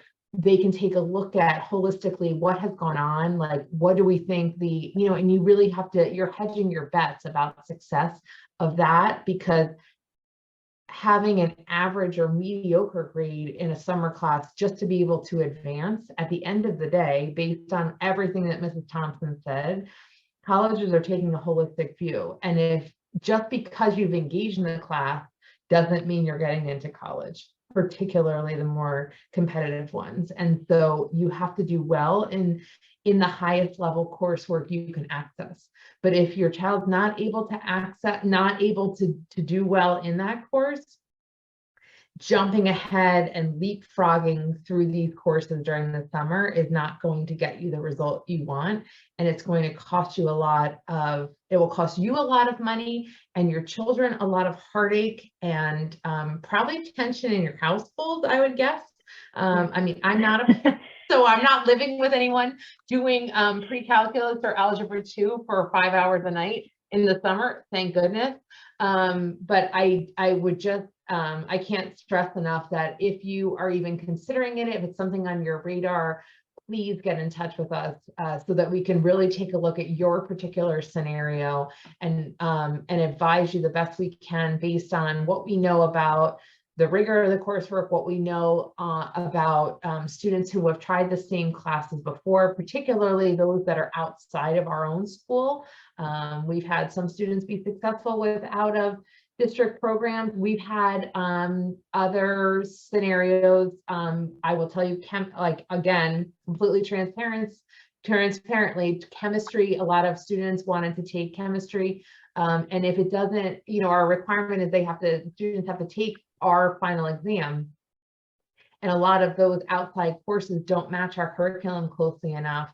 And if students don't do well enough on the final exam, you easily, I can tell you 14 out of 15 families 2 years ago paid in excess of $2,500 for their children to take a course, and they were not able to, they were unsuccessful because they couldn't pass our final exam because the rigor of the course was not up to the standard of the class at Hillsborough. So I just really give you a lot of caution and pause at trying to get ahead. We want to see kids do well in the classes that they can access. And a few people asked it in the chat tonight too. And Mrs. Thompson, I know you were talking, and so I don't know that you really got a chance to take a look at it, but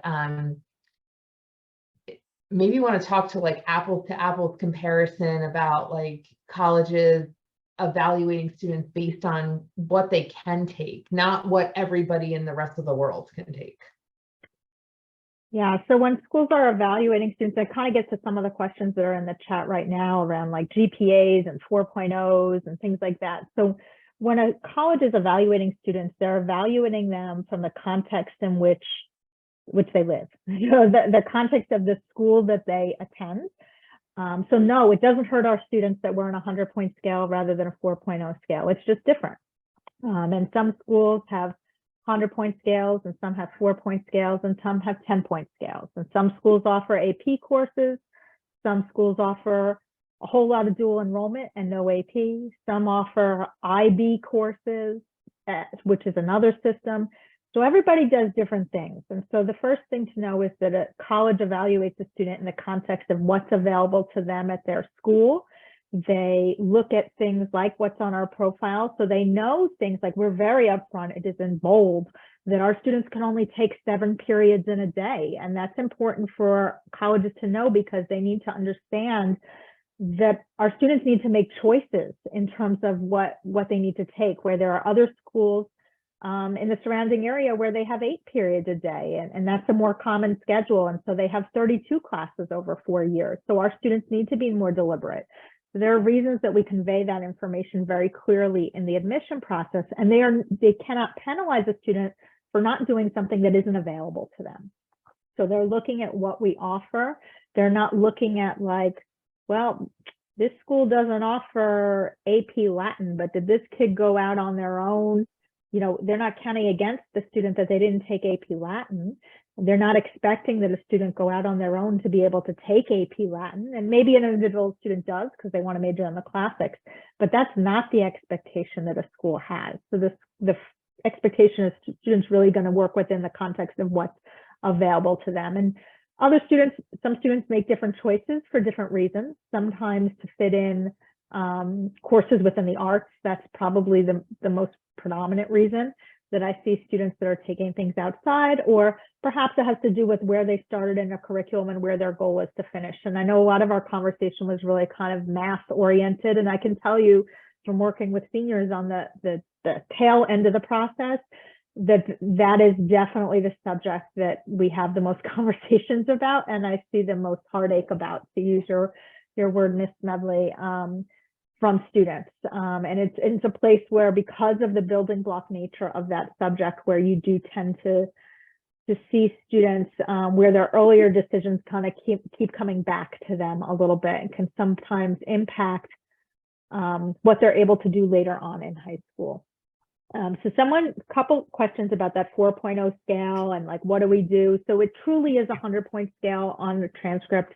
What's important to know is that, when schools are evaluating a student, they're going to look at the context of what we offer, but nearly all of the schools are actually going to tell you they don't care a whole lot about that GPA because it's just a calculated number that we calculate, and we calculate it differently than Montgomery, than Bridgewater, than Somerville, than Manville. Everybody does their own thing. And so for that reason, schools really need to do recalculation on their side to get a better sense of what's going on. Many will recalculate it onto their own scale. They might use our grading scale. They might use their a standardized grading scale that they have. They might look at only academic courses. Each school kind of does their own thing with how they're going to evaluate applications. So it's really important to know that. And also, I would say in general, while the GPA is a good representation of about where the student is performing, it's not the be all end all. What's more important is definitely those individual courses and the grades that the student is getting in those individual courses. I would say that that's more important really than where the GPA is. So we could fluff up that GPA all we want by trying to take the most advanced courses, but if those individual course grades are lower than what that school wants to see, because maybe a student has a lot of low B's and low C's, so they have a higher GPA because they took a lot of advanced classes, that student is likely still not going to get the admission results that they want. So it's important to find that balance again of the right level where a student can be successful. So I think we have one more question just kind of hanging out there. Ooh.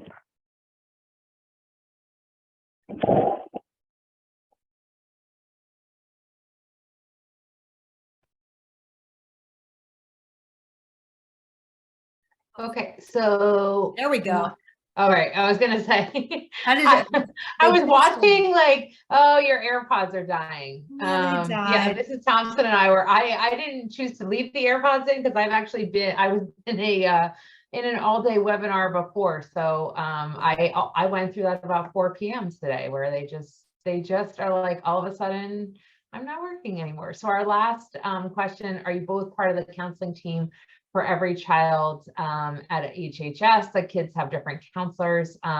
Yes, I know that this is a little bit confusing. So I will tell you from a district perspective, I am the district director. I supervise 28 counselors across the district, pre-K to 12. But I would still say, yes, we absolutely are all part of the team. Our team of school counselors includes Mrs. Thompson, includes all of our school counselors. It also includes our student assistance counselors. Your team, when you think about what your child needs holistically, is all of us. When you come to post-secondary planning, Mrs. Thompson is your specialist. And and she will continue to present information. She works really at the upper grade levels, the 11th and 12th graders, with individual appointments, individual advisement. She spends a lot of her time, well, she has a lot of different things. She holds a lot of different hats. So she spends a lot of time doing a lot of different things. But she also, in addition to advising individual students and their families, she also spends a lot of time in servicing our school counselors. So our school counselors, which are your alphabetical assignments, which you can view in the Genesis parent portal. There's a direct access to their email address. That's your first point of contact for anything. And if you ask a question or you have concerns that go beyond that, particularly in 9th and 10th grade, what I would say is your fastest and most reliable source of information is to ask the counselor, your child's assigned counselor first. If they can't answer the question, they will either come to me or Mrs. Thompson. That's not to say you can't reach out to us, but when we think about caseloads or trying to answer questions, I'm more of like I have 8,000 kids. Mrs. Thompson has 2,400 kids on her caseload. Each one of our school counselors has approximately 260 students on their caseload. And so if you're going to probably get a faster answer, if you can start with your child's counselor, you can always you're welcome to CC me anytime.